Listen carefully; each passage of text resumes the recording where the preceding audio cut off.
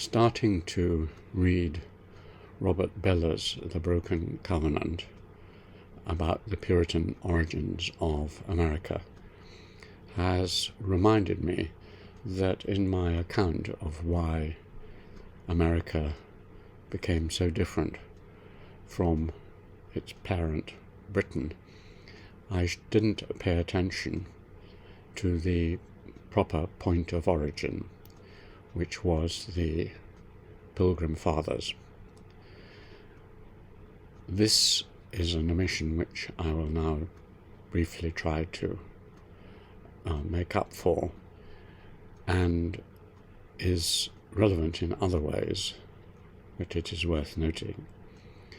It's sometimes puzzled me that one of the main supports for the right wing in Israel, which is a topic of burning importance now with the Gaza invasion, is from the evangelical and extremely evangelical Christians in America.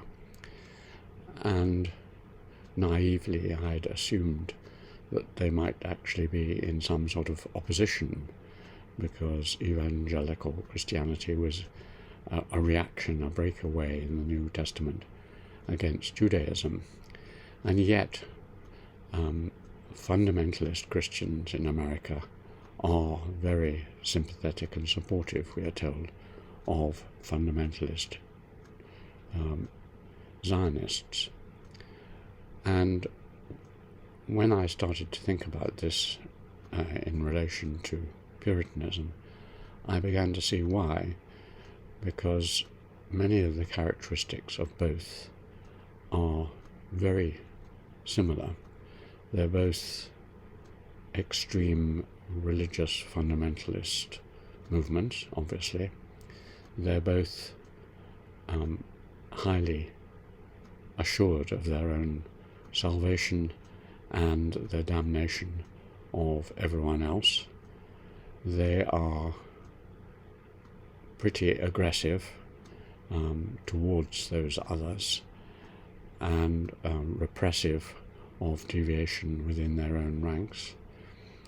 They do have a very strong Puritan tendency in both cases, that is to say, they simplify things down and eliminate various kinds of waste of time or waste of effort or so on.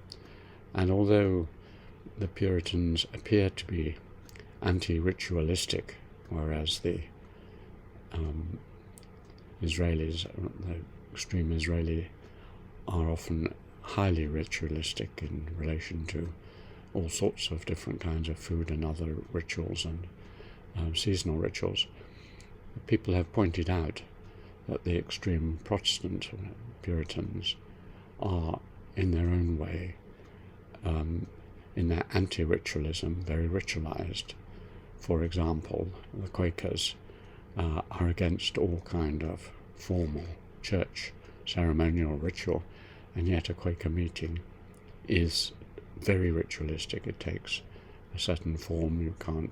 You sit there in silence, wait for the inspiration to come down on someone, and you have many activities which you should and shouldn't take through your life as a nonconformist sectarian. And so it's an anti-ritualistic ritual that is practiced widely there. Now, my own interest in this subject, I realise I've spent quite a lot of my life mulling over or being affected by Puritanism, Christian Puritanism, not Zionism.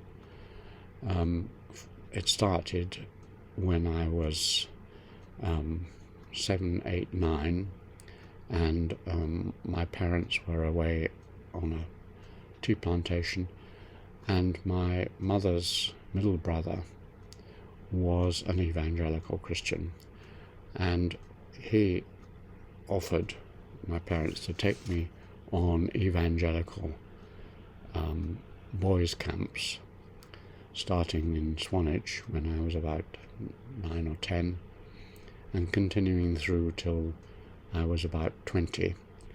The early version was just very simple and not much religion within it, obviously. But he was an officer, as it was called. He was one of the teachers on that.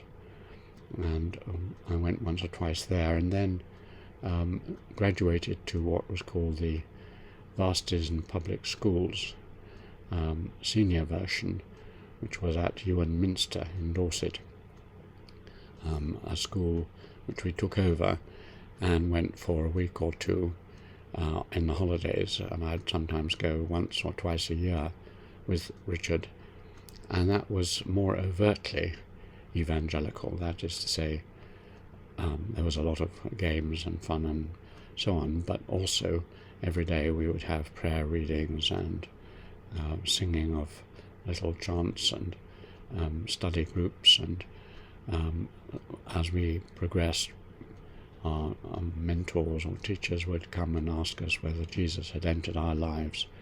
It was all about inspiration. There was our lives were shaped around this door through which Jesus would enter our lives, as in the famous painting, Victorian painting, The Light of the World, where Jesus is knocking on the door. And we were meant to suddenly receive Jesus. His presence would be inspiring us, literally putting spirit into us. And from then on we would be his devoted followers and try and persuade others to do the same thing. And this rose in a crescendo in my life, perhaps to the first and second years of my time at Oxford University as an undergraduate, when I joined various religious organizations and became even more enthused with religion. And then, towards the end of my third year, my doubts overcame this, and I became persuaded that it was not what I believed in: the intolerance towards other societies, the self-assurance, the knowledge that the world was black and white and you were the white. All these things struck against me, plus doubts about the veracity of the Bible and everything else. And so, in my last winter, I rejected a lot of this. But it shaped me from that very formative period between 9 and 20. And later, my interest in the subject continued. As a historian, the period that really interested me as an undergraduate and then as a postgraduate was the Puritan period. Now I come to think of it as exactly from the Protestant Reformation, from the early 16th century through to the end of the 17th century, the period which one of my most admired teachers, Christopher Hill, wrote a number of books about Puritanism, and I loved his work, and I loved the work of R.H. Tawney on religion and the rise of capitalism, the Weberian thesis, the contests during the Civil War. I did the Civil War and the debates over the Puritanism and so on, and I was taught by a very good history teacher, Lady Clay, who was particularly interested in the Puritan Revolution. So I studied it extensively, and when I chose a subject for my doctorate at Oxford, it was around that theme. It was around the supposed disenchantment of the world, the breakdown of Catholic faith, what my supervisor called in his great book, Religion and the Decline of Magic. And that was my theme, and in particular I chose the subject of witchcraft, and I studied it in the county which was one of the 2 or 3 most important in sending the early settlers to America, Essex, the county of Essex. So I looked at witchcraft and looked at the association that Essex was the most witch-haunted county. Seemed not to be just a coincidence with the importance of Puritanism, and a number of people had speculated on the fact that the famous witch-finder general, Matthew Hopkins, A, he was in Essex, and B, he practiced his witch-finding during the Puritan ascendancy in the Civil Wars. Though I didn't find a very strong direct connection between individual Puritans and witches and accusations, but there seemed to be some elective affinity, as Weber calls it, between them. And so the intolerance and hounding down of people in witchcraft was another theme related to Puritanism, which was then reinforced by later choosing an Essex village where there had been one or two witchcraft cases, Earl's Colne, for a study which lasted 20 years in our lives, where we reconstructed all the documents from the beginning, 1280, through to 1850. And so we were studying a Puritan village. A number of the people from Earl's Colne, like Thomas Shepherd, the vicar there, went as early pilgrim fathers to set up institutions. And so the kind of mentality which I studied in that village, the Quakers, the battles over local religion, were another aspect of an interest in Puritanism, which was again shaped by the fact that one of my first two books was about a Puritan minister, Ralph Jocelyn. I discovered his amazing diary, and later Sarah and I edited the very full diary of a Puritan minister. So this showed you into the heart and spirit, in an extraordinarily intimate way, of a Puritan, wrestling with the problems of salvation, the temptations of the devil, and the rest of it. And it was because of him that we chose Earl's Colne as a place to study. So that was another theme in the interest in Puritanism. Another later one was coming to Cambridge in 1971, where I've been since. And Cambridge is very much a Puritan university. It was the place where the Protestant Reformation began, where Latimer, Ridley, Whitgift and others brought the new teachings of Luther in the 1520s, and where ever since there has been a strong Protestant element in Cambridge. It is in the centre of the Protestant area of England, Cambridgeshire, Essex, Suffolk, Lincolnshire. That is the area in the east of England where Puritanism and Protestantism had its homeland, and a number of those who came to Cambridge were from that area, and it was some of those, like John Harvard, who founded Harvard University, and a number of clerics from particularly Christ's College and Emmanuel College, who went to America. And so through all those different studies, and my own experience, I began to get a sense of what this ideology really is. And it's an ideology which is rightly called fundamentalist. That is, let us simplify our life, let us purify it, and let us get rid of all the things that intervene between us and God. It's very individualistic, it's anti-hierarchical, it's full of certainty and, to a certain extent, disdain for others. It's been analysed many times, and even at school I'd read with surprise and interest Bernard Shaw's famous 3 plays for Puritans. And so this form of belief, which was brilliantly analysed in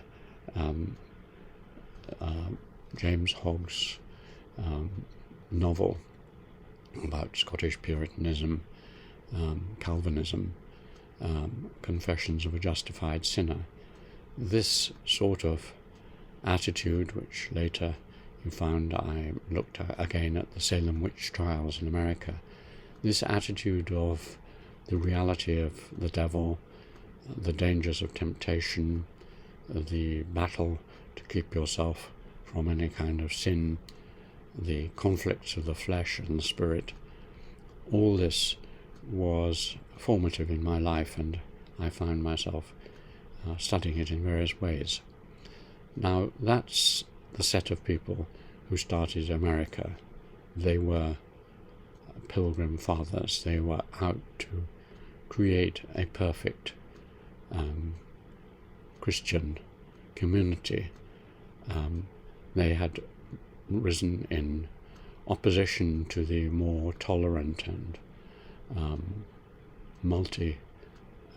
multiple faith sort of Anglican settlement and the Catholic background, and they knew what was right, and in protest against that they left England and to find a new land where they could build their city on the hill, another Jerusalem, another Garden of Eden. And the accounts that are quoted, for example, in Bella's book, of the early musings as they sailed across. John Winthrop, for example, wrote down what he hoped would be established in America, and it is a very extreme, simplified, utopian world. And that is the root of certainly one of the main forces of American culture since then. And when you come to examine it, it has an uncanny similarity to the history of the Jews, who again followed their fundamentalist beliefs. They were expelled, they left in Exodus, they left Egypt, and they tried to set up a utopian, perfect world, and they regarded others who were not of their faith as damned or irrelevant. And that attitude, which we see still carried on today there, we see still in some of the fundamentalist groups in America, and it joins the two together. And so I now understand both myself a little bit better, because I've been imbued with this, and I also understand some of the roots of the tragedy that is occurring in Gaza with this old fundamentalist attitude towards life, which increasingly, as I look at other worlds which have not had the light of Jesus poured into them in most of the world, and how we should treat them, I find this fundamentalism increasingly distasteful, but I understand why people reach for some kind of absolute certainty in their lives, which resolve all the contradictions and conflict, and as long as they maintain their adherence to these few simple tenets, derived in both cases, in both Judaism and Puritanism, from the Old Testament rather than the New. If you adhere to those, you will be saved, and the rest, who knows. So it's a very interesting subject and worth thinking about a bit more.